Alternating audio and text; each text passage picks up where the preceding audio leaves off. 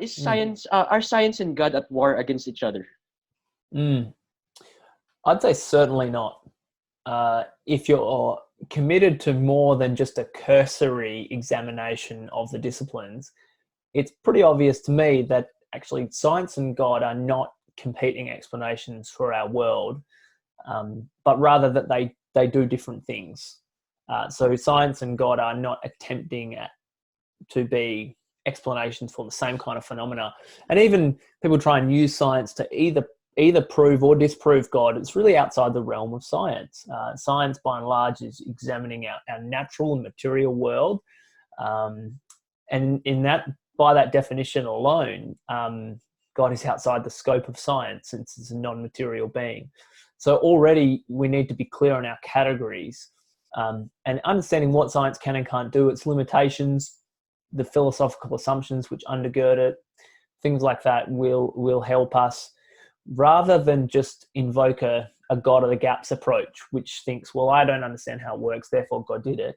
Rather, we use science to understand the mechanism, and then God gives a powerful complementary explanation for the agency behind it. So there's lots of ways you could justify this, but there's three main ways that are worth thinking about to understand the whole God and science relationship. One is the very history of science itself. And then two is the philosophy of science, the philosophical assumptions that undergird science that you need to hold in order to do science whatsoever. And then the third is the limits of science. So I'd say this about the history of science is that, interestingly, it was the theistic worldview that was a motor that actually got science going in history. So it's already problematic to try and assert that God and science are at war, because some of the earliest and best scientists we had, Kepler and Francis Bacon and Isaac Newton, they were people who believed in God. And so their belief in God wasn't something that hindered scientific inquiry. It was actually something that got it going for them, because they believed, and this is the second point, that the universe was rational, intelligible, and accessible, that it had been established by certain laws. And every apologetics talk needs to quote C.S. Lewis in one way or another, and so I better get that out of the way early. C.S. Lewis says men became scientific because they expected law in nature, and they expected law in nature because they believed in a lawgiver. So far from the belief in God hindering science, it was actually a foundation that got it going. And so the second thing is that the philosophical assumptions that you need to hold in order to do science are in the accessibility of the universe to our minds, also in the uniformity of natural laws. These are assumptions that you cannot prove by the scientific method. They are things that you simply need to assume and use in order to do science at all. And so the belief in a single God, a mind, a rationale behind the universe is actually, it's consistent with the sense that our universe is orderly. It's not just chaotic. Our universe can be studied because we've been made as God's image bearers with minds that can make sense of reality. And so the very philosophy of science is very well undergirded by theistic beliefs that we see deep order and rationality in our universe. And Christianity wants to say, yeah, below that, there's standing behind that is an even greater reason for that. There's a cause of that reason and rationality that is in the very mind of God himself. And so the history of science would say God and science aren't in competition. The philosophy of science is very well supported by assumptions that the theistic worldview, belief in God, would provide you with. And then thirdly, the limits of science. So science limits to answer the questions of a child, like, what am I here for? What's the point of life? Where do we go when we die? They're not nonsensical questions because they're not scientific questions. They're important questions.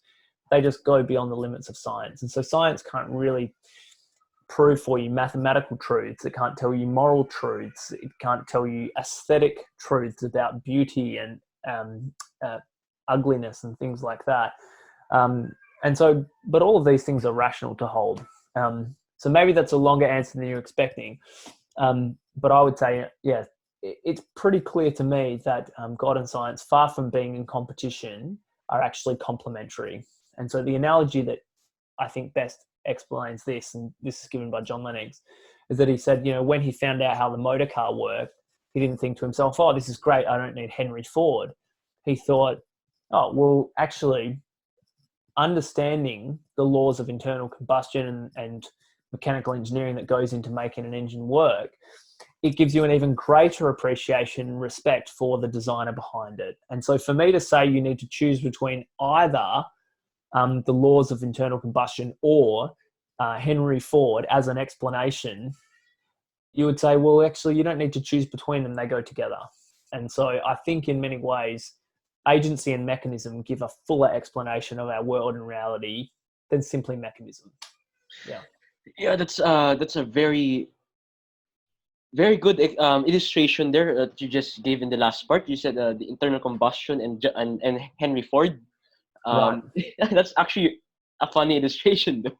Like as if like the law of internal combustion made that car, but it's actually it is the person itself. There's a mind behind that car, who constructed that car and allowed law of internal combustion. That's why I remember what John Lennox said, that the laws of science don't make anything. Right. It is part of reality. Right. Yes, they describe and they explain, and they explain behavior, but they're not a creative force in that sense. Yeah, he addresses this in his little book, God and Stephen Hawking. Yes. I've not read that book yet. Maybe I'm far better than. Just joking. But it's actually it's actually a brilliant it's those are brilliant books actually recommended, and I believe the young generation should dig into that. I mean, especially in this time of, we will never know, of uncertainty. I mean, we don't know when we're, like you said, the limits of science. We don't know when we're gonna die. We don't know. We can't predict the future. Science cannot do that. Well, it can Right. predict the weather. Yeah, like that. Yeah, I mean, look, we can live on probabilities, I suppose. We can say, well, it's improbable that I will die tomorrow, and in one sense that's true. But yeah, I think human beings seem to be creatures that live on more than just probability theory. We live according to hopes and dreams and the search for purpose and meaning and dealing with suffering and dealing with guilt and shame, and we're pretty complex creatures in that regard. And so yeah, I think that living as though this material world is all that there is, it's a little bit reductionistic, it's a bit bleak. I don't think it really properly explains our world and our human desires. So for me to say that you need to choose between God and science, another analogy is to say you need to choose between the architect who designed a house and the tradesman who built it. You kind of be going, well, you're trying to tell me to choose between things that aren't meant to be put against one another. They're actually things that together give a better explanation.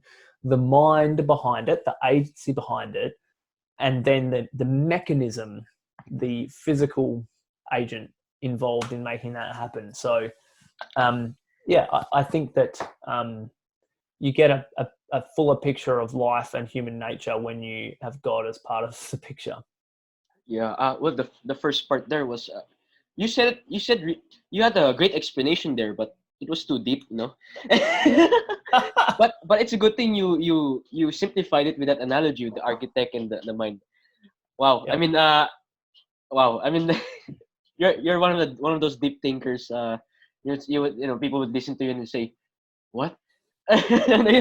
Yeah. So hopefully the analogy helps it make sense. So Yeah. remember Henry Ford and the internal combustion engine and architects and tradesmen, and you'll make sense of some of it. So Yeah, I mean, brilliant explanation. So that was three ways to view science. We have the historical side. We have the philosophical and the limitations of science.